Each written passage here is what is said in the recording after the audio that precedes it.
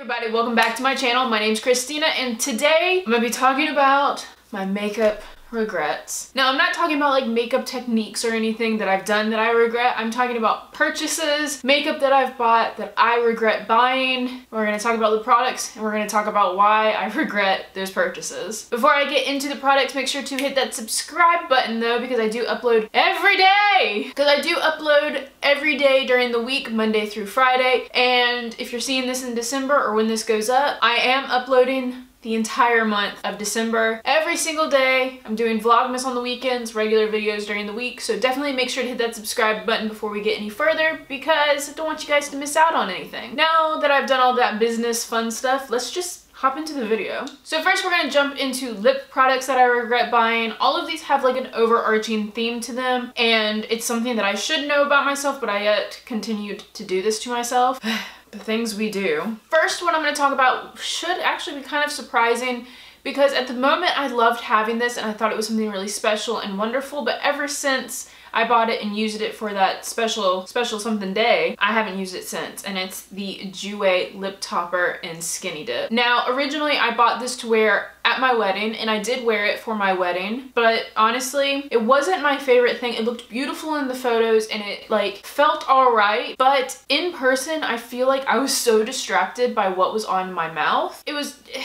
It's just something that makes me not want to reach for this every day because it just calls way too much attention to my mouth, I think. And I've talked about this before. I have larger lips. I have naturally larger lips. I was made fun of a lot when I was little for how big my lips were. I got a lot of things like fish lips, which is just rude. So a lot of times I don't like calling a lot of attention to my lips. This just called attention to my lips in a weird way, I guess. And I honestly only bought this because Nikki Tutorials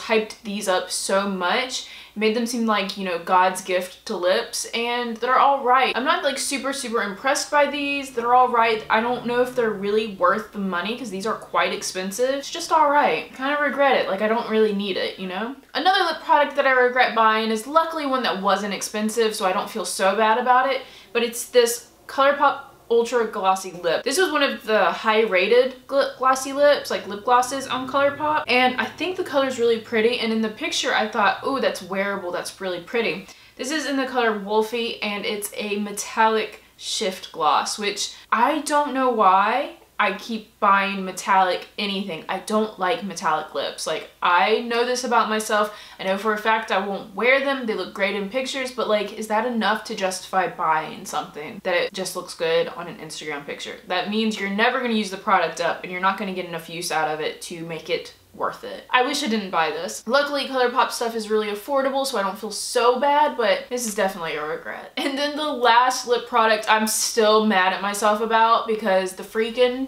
YouTubes convinced me that I needed to buy this for a clickbaity video, which by the time I got it, it wasn't even clickbaity anymore. The things I thought I needed to do to get subscribers on YouTube. This product is the Ciate Glitter Flip. Now, I still have that video up, I believe, and I really do like the video. I thought it was fun to film, but this is just such a gimmick. Like, no one needs this. No one asked for this, Ciate. No one needs glitter all over their lips. It's just, again, this is one of those products, really cool in a picture, really cool for a video, not an everyday wearable, any sort of anything. Like, this is not something I reach for ever because I don't want glittery lips out in public. This was definitely made for video clicks and video views and pictures, and that's it. This is a straight gimmick. I'm really upset that I own this for the fact that it takes up space.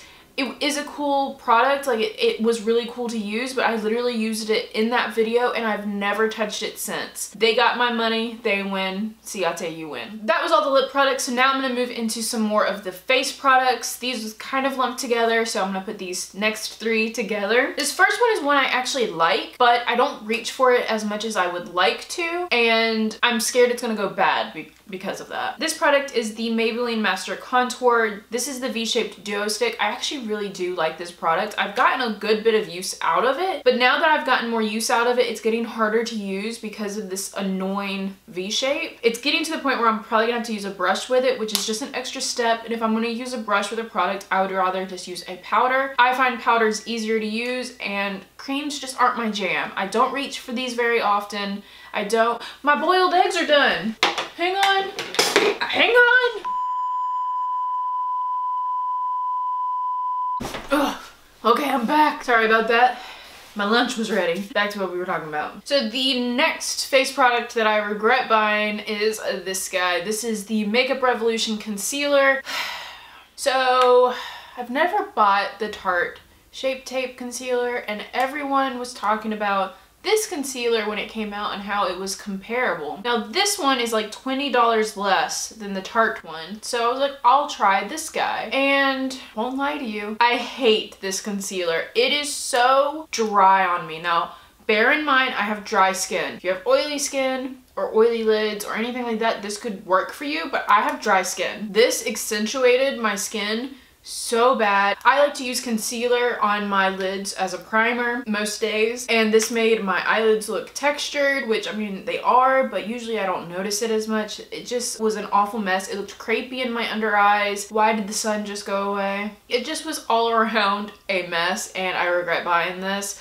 I am still gonna try and figure out a way to use this because it's one of the last concealers in my collection, and I don't want to buy any new concealers until I use them all up. I need to figure out if I can mix this with something to make it less dry or something, but I don't know. This next item I regret buying just because I know me and I don't usually gravitate towards these, but I keep trying them, and it's stick foundations. This one in particular is the Tarte Clay Stick Foundation. I don't think this worked on me again because I have dry skin. Something about stick foundations really freaked me out to begin with. And then this one it is too light. Two, it's just dry on me. Like when I would buff it out or buff it in, it just didn't look good. I do have a video on this and I hated it. You can see it in that video. I didn't like it. I haven't reached for it since. It also broke me out, which is weird because I thought Tarte was supposed to have like good ingredients in their stuff. Something in it broke me out, and I just have not reached for it since then. I have a lot of face products in this. I have 3 more face products that I regret buying, and this first one was definitely YouTube's fault, and by YouTube's fault I mean it was my mentality about YouTube. I thought there for a while that I could only film videos of like full collections, like all of the new releases. I thought that's what I was going to have to film to gain traction on YouTube, and that's not freaking true. So this was one of those purchases. I've talked about this I think in a video before, but it's this guy. This is the L'Oreal Lumi True Mask Shimmerista in the color, I don't even know what the color is. I don't even know if it has a color. It's the purple one. This came out like last year. It was brand new. There is a butt ton of product in here, which like seems like it would be great, but it is so bright. I think actually, I remember what this is. I used this in the video about products I don't like because this product is so pigmented. It would take me 500 years to get through this. I just don't like loose highlights. I don't like them.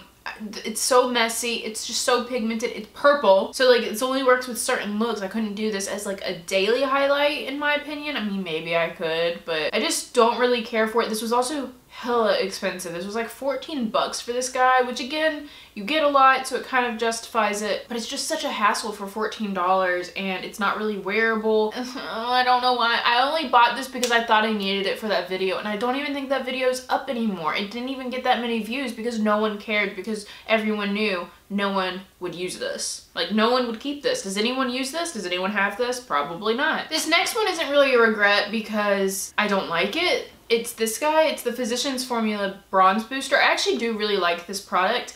I regret this one more so because this was the most recent bronzer that I've added to my collection, and I am such a loyal diehard Physicians Formula Butter Bronzer that I don't know why I bought this. Well, I do know why I bought this. I used this in a makeup challenge where I bought all my makeup in a minute. So like I wasn't thinking when I bought this, which might be why this is slightly regretful because I just don't reach for it. Not only that, the shade at the bottom like does not work for me at all. So I can really only use these two, and they're all right. Like they're not like the world's greatest bronzers or powder or anything. I just never think to grab this. Also, the packaging is like really bulky and it's hard to open.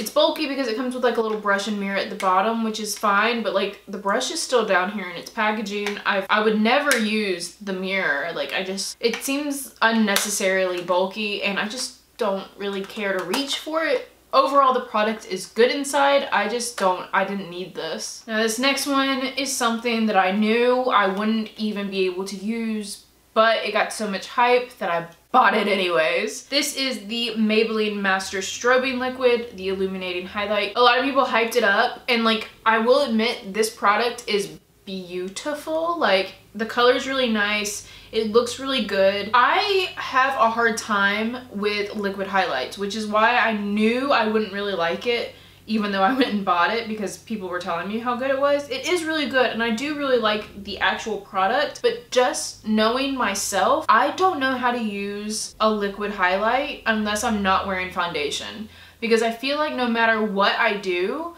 liquid highlights always disturb my foundation. Always. Like, I can't figure out how to put this on and it not move something. I do like this on no makeup days, but honestly, if I'm doing a no makeup day, I would rather just use my Charlotte Tilbury illuminating primer at this point instead of this. This is just more hassle. I just don't reach for this. I didn't need this in my collection. I don't know why I bought it. The next three items are along the same vein. This first one is the Wet n Wild Mega Cushion Highlight. This is the same as the Maybelline one. I don't like liquid highlights, and I don't know what made me think I would like a cushion highlight. But not only that, like, the highlight on this is really pretty, but like, this packaging is so aggravating. Like, you have to take this little topper off, you have to use the poof because it's a cushion, you have to pick it up, and then you have to put it on your face. And again, like, how do you use this and not disturb everything below the highlight? I just don't think liquid highlights are for me, or like cream highlights are for me, unless I'm not wearing makeup. And if that's the case, I only need one. I didn't need both of these. I don't know what compelled me and made me think this was a good idea, other than it was new and innovative and I wanted to try it for a video. This next highlight is this guy. This is a Cover FX highlighting palette. There it is. I have used this a good bit, and I really tried to make this work. The only reason I bought this sucker was because he was on sale, and I was like, ooh, it's pretty, it's on sale, it's something I'll definitely use. It has that white highlight, which I like because it works with my skin tone. And I tried, guys. I tried to make this work, but these are the world's most dry, powdery highlights I have ever used. I have debated on decluttering this just because I hate the formula so much, but at the same time, this is an expensive product. Even though I bought it on sale and I got a discount, I keep trying to want to make it work, but I honestly don't think I'm ever going to be able to make this work. It's too dry. It's like such a dry formula. Like, I understand why it was on sale. Like, I understand. Freaking formula is too dry. This next face product is this guy. This is the Sonia Esseman in ColourPop Here Comes the Sun Super Shock Cheek Palette. And I actually do really like this product as well. It's just another one, and it's a cream product. I rarely reach for cream products. And while I'm saying all of these are regrets, I feel like if I only had like this one in my collection, I wouldn't feel so bad about it. But since I have all of these other creams in my collection that I don't reach for, they just all kind of add together, and I'm like, why did I buy any of them? You know what I mean? Like, I know myself, I know I don't like cream products. Why do I keep buying them? This was one of the first duos I bought like this, so I thought this was gonna be powder. It's ColourPop. I should have known better. I should have saw Super Shock and assumed. It's like a putty material, so it's not really liquid, it's not really cream, it's just that, it's like the Super Shock shadows. And I do actually really like the color of these, and I actually like the way they look on the skin if I can get them to work. This is another one that I have a hard time putting this on without disturbing my base. So I just don't know if I just don't have the skills or the knowledge enough to use products like this, because this palette I actually really like. This has survived a couple of declutters just because I enjoy the colors so much. But if I can't figure out a way to use this without disturbing my foundation, I'm gonna have to eventually get rid of it because it's going to eventually dry out. It actually feels like it's kind of getting dry around the edges now because the Super Shock formula just doesn't last forever.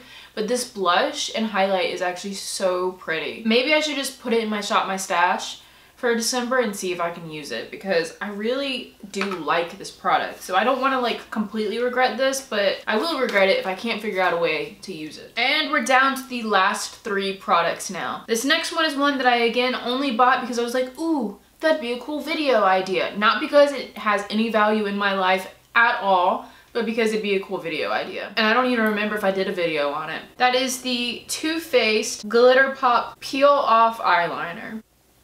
What in the Sam Hill do I need a peel off eyeliner for? Like, why? I used this once. It was the gloopiest, messiest thing I ever had in my life as far as eyeliner. It got stuck in my eyelashes, so lo and behold, when you go and peel it off, you get an eyelash waxing at the same time. Do not advise, do not like. The glitter wasn't even that noticeable. I would rather just use a regular glitter liner and then wash it off with a balm. Like, why do I need to peel it off? And if you're gonna give me a glitter liner, like, this looks so glittery in the tube. It's not that glittery. I'm so mad I bought this. Regret so much. Next product that I regret buying is an eyeshadow palette, and I don't regret buying it because of the hype around it. I regret buying it because I hated the formula. That is the Wet n Wild Rosé in the Air palette. This is the new formulation of their 8-pan palettes or 10-pan palettes. I hate this formula, actually. I know a lot of people really like the new formula. I don't. I actually enjoyed the old formula a lot better, and I am really disappointed and upset that I have this because it's like I want to like it. I used to love Wet n Wild like quads. Those were like my go-tos like in college. And so when they came out with this, I was like, ooh, pretty. It looks like a modern Renaissance dupe, which I've talked about this before. I really don't like pinks on my eye. I think they make me look sick. So I don't even know why I was that excited about this, because the bright pink is really the selling point. If I cover up the like 3 pink shades, it's just a neutral palette, which I own already, and I don't even like the formula. I'm sad about it. And then the last product I regret buying is actually this guy. And it's not, again, because I don't like this palette for the most part. This is the Carly Bible Deluxe palette. I think overall this is a really pretty palette. It is more pinky toned and it is more neutral. I used it when I first got it, really enjoyed it when I first got it, but ever since then I haven't reached for it. I don't think about it